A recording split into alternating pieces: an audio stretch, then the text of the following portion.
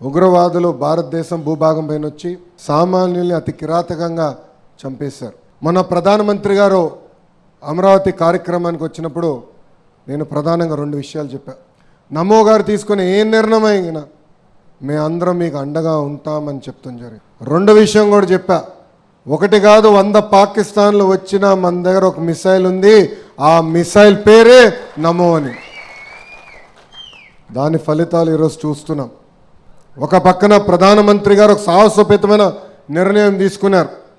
ఎవరైతే భారతీయులను చంపారో వాళ్ళని వదిలిపెట్టకూడదని నిర్ణయం తీసుకుని మనం కూడా ఈరోజు మన ఆర్మీ సోదరులు దాడులు చేస్తున్నాం. సో ఇక్కడ మిమ్మల్ని అందరినీ ఒక విషయం కోరాలనుకుంటున్నాం. మన జవాన్లకి మనం అండగా నిలబడాలి. వాళ్ళ ప్రాణాలు లెక్క చేయకుండా మన రక్షణ కోసం వాళ్ళు పోరాడుతున్నారు.